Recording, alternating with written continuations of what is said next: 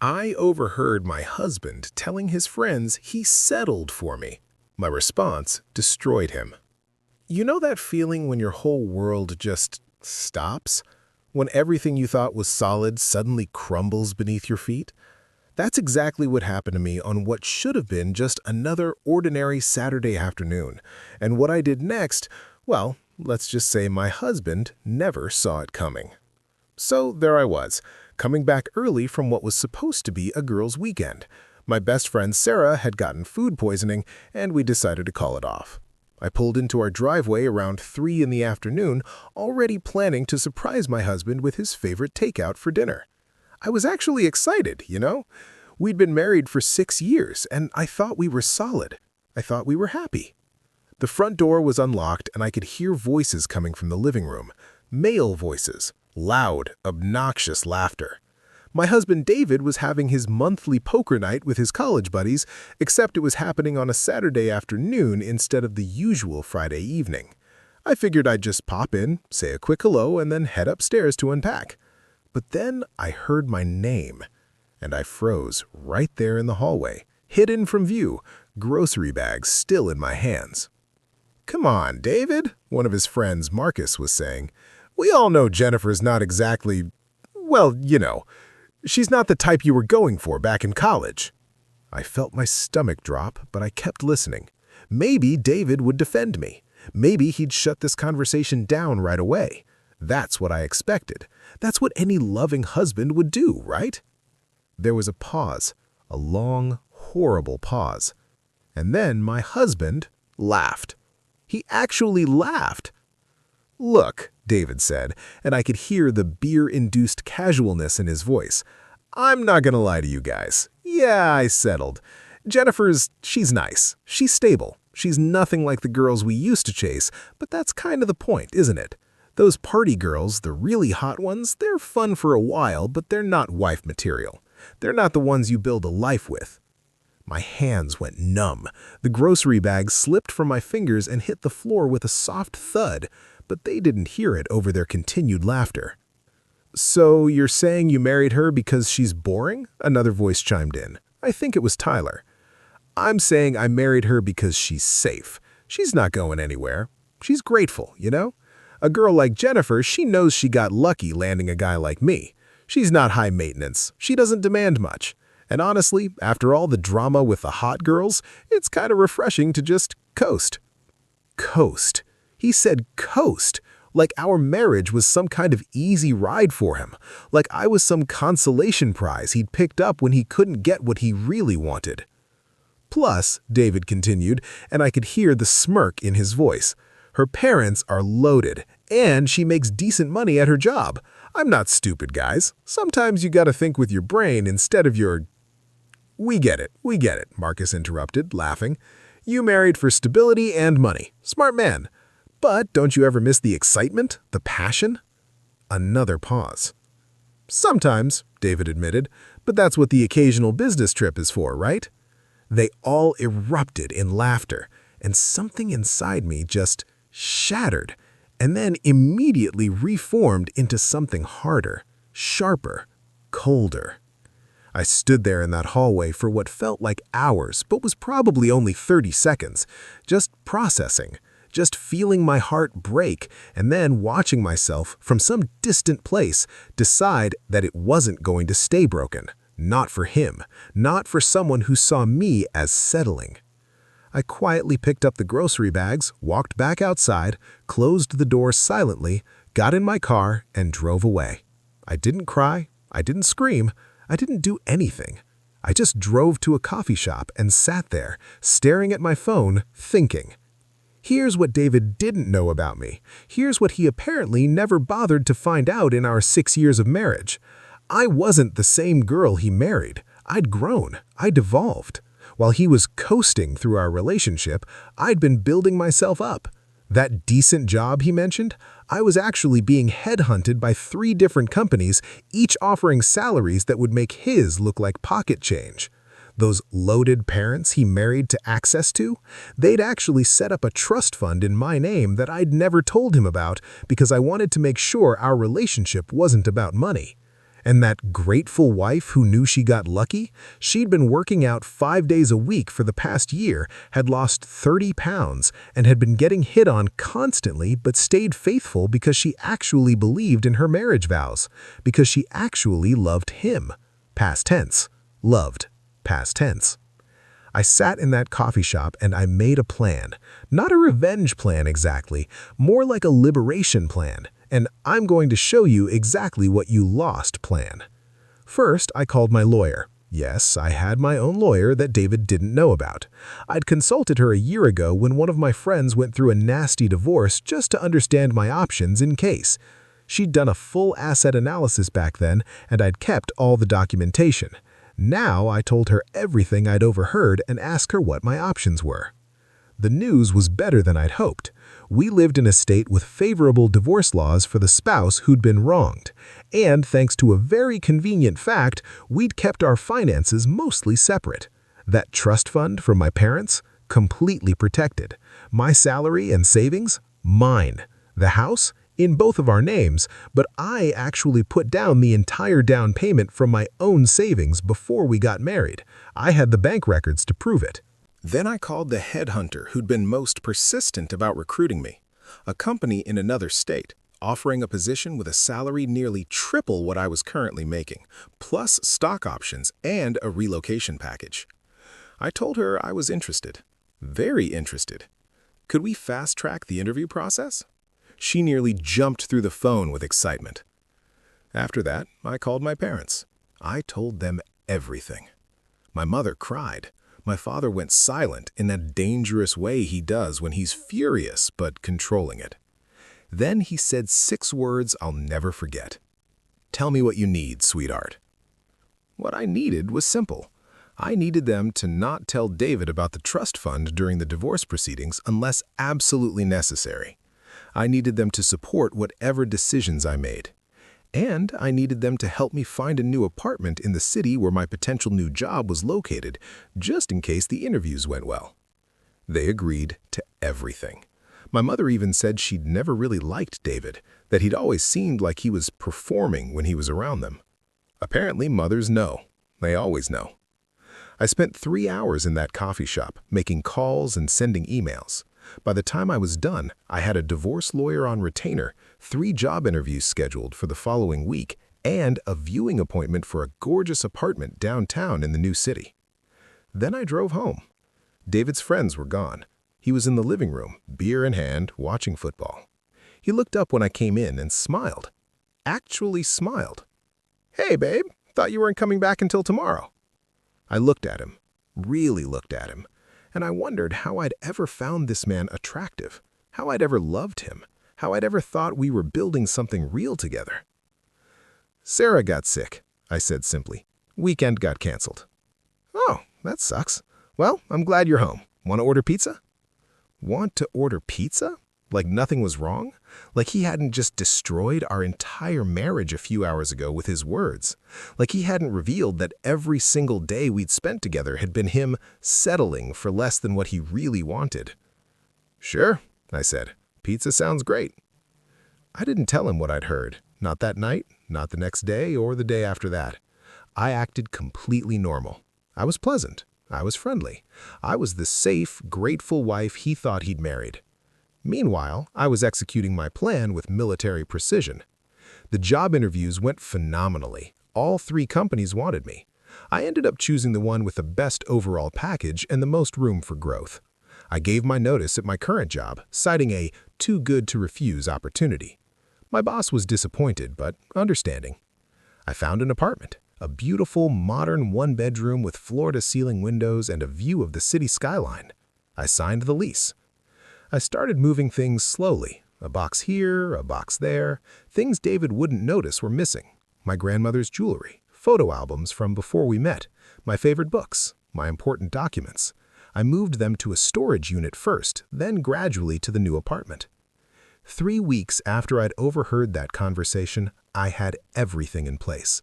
New job starting in 2 weeks, new apartment ready to move into, divorce papers drawn up and ready to file.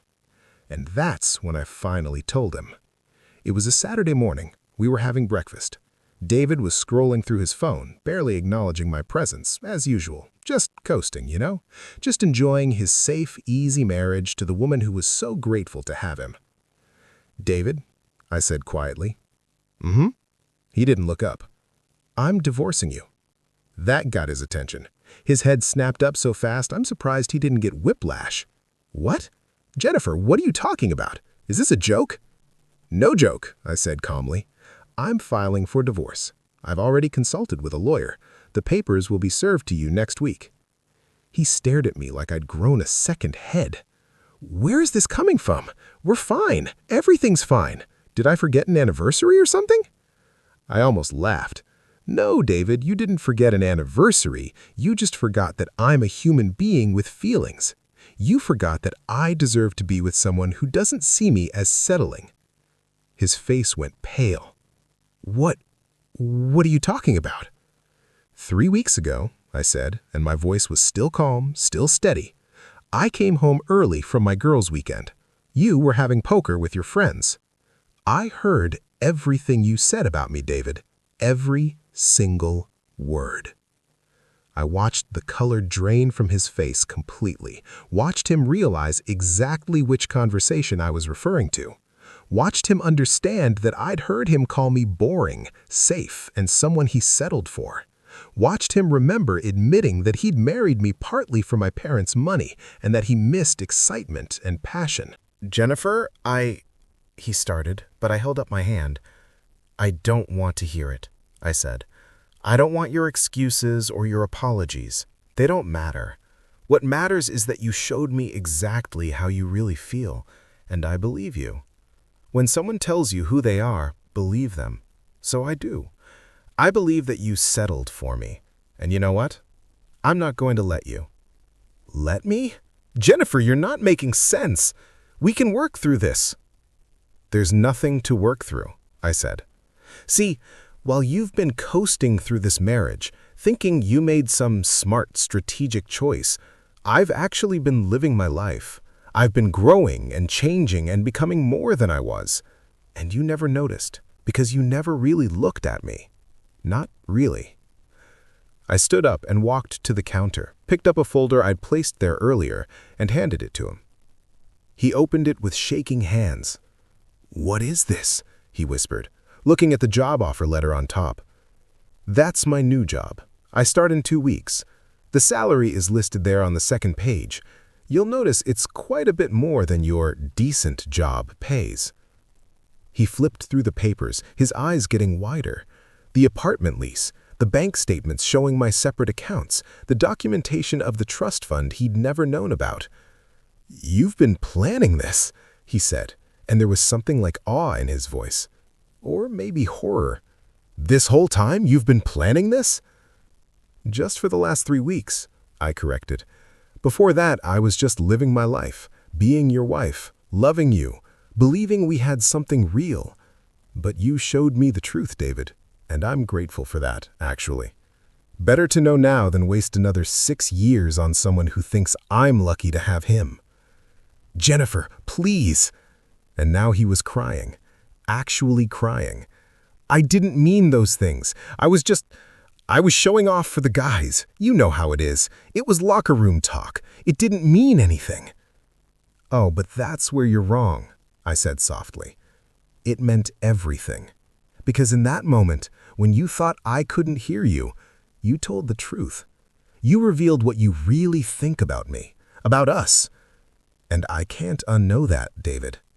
I can't go back to being the woman who didn't know her husband saw her as his consolation prize."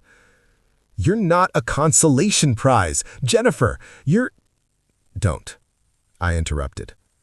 "Don't try to rewrite history now. Don't try to tell me I'm amazing or beautiful or whatever words you think will fix this. Because if I was those things to you, you would have said them to your friends.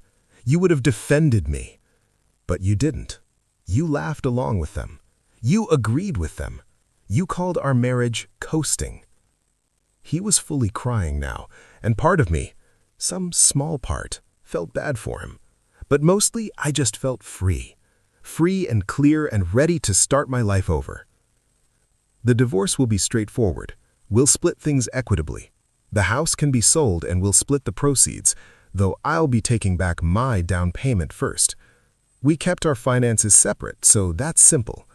I don't want alimony. I don't want anything from you except a clean break." "I don't want a divorce," he said desperately. "Jennifer, I love you. Please don't do this." I looked at him for a long moment. "You know what the saddest part is, David? I actually believe that you think you love me. In your own way, maybe you do. But you don't love me the way I deserve to be loved. You don't love me the way I loved you. And I'm not going to spend the rest of my life wondering if I'm enough, or competing with some fantasy of the hot party girls you gave up, or being grateful that you chose to settle for me." I grabbed my purse and headed for the door. "Where are you going?" he asked, panic in his voice. "Out," I said simply. "I'm staying at a hotel tonight. The papers will be served to you on Monday.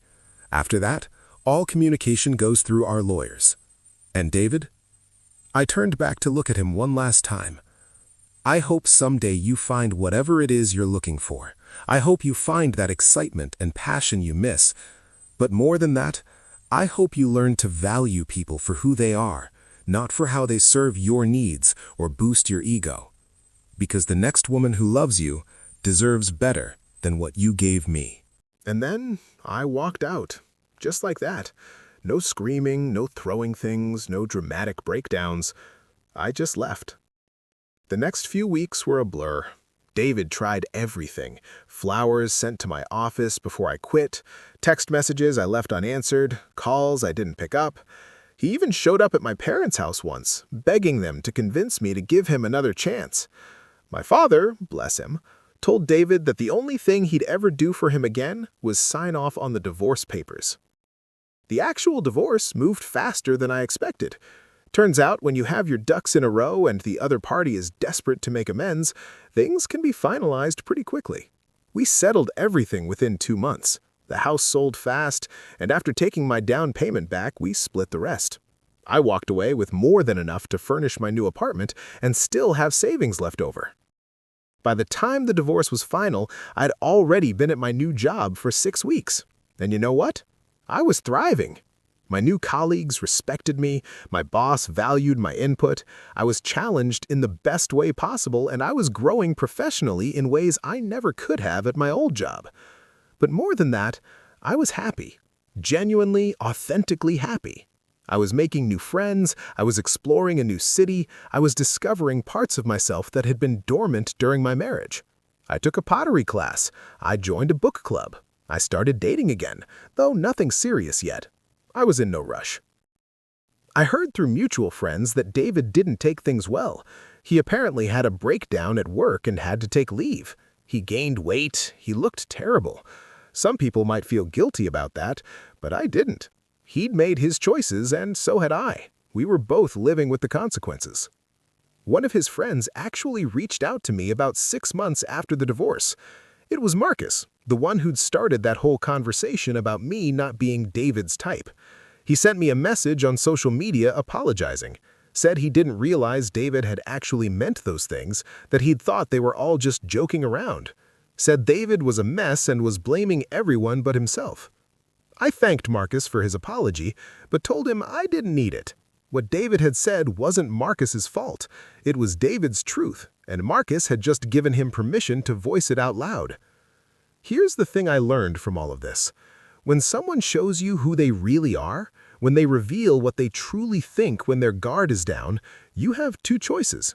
You can make excuses for them, convince yourself they didn't mean it, and spend years trying to prove yourself worthy of their love, or you can believe them, honor yourself, and walk away. I chose to walk away. I chose myself, and it was the best decision I ever made. Because here's what settling actually means. Settling means accepting less than you deserve. Settling means dimming your light so someone else doesn't feel threatened.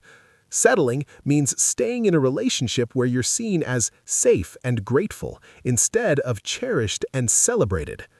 David thought he settled for me, but the truth is, I had been settling for him. settling for someone who didn't truly see me, settling for someone who valued what I could provide more than who I actually was, settling for crumbs when I deserved the whole feast. And now I refuse to settle for anything, for anyone. It's been a year since I overheard that conversation, a year since my world turned upside down and I rebuilt it from scratch. And I'm not going to lie and say everything's perfect or that I've met the love of my life or any of that fairy tale stuff. But what I will say is this: I'm free. I'm successful. I'm growing. I'm learning. I'm becoming more myself every single day. And I'm with people who value me, who see me, who celebrate me instead of merely tolerating me. David reached out recently, one of those "I miss you" texts that showed up late at night. I didn't respond. There's nothing left to say. He made his feelings clear a year ago, and I made my choice. We're both living our truths now. Sometimes the best response to someone who settled for you is to show them exactly what they lost, not out of spite or revenge, but out of self-respect, out of knowing your worth and refusing to accept anything less. So, to anyone out there who's ever felt like someone's second choice, their backup plan, their good enough for now, you deserve better. You deserve to be someone's first choice. You deserve to be celebrated, not tolerated. You deserve someone who doesn't see you as settling, but as rising to meet their equal. And if they can't see that, walk away. Build your new life. Become everything you're capable of being, not to show them what they lost, but to show yourself what you gained. Because at the end of the day, the best revenge isn't revenge at all. It's living well. It's choosing yourself. It's refusing to settle. And trust me, once you make that choice, you'll never look back.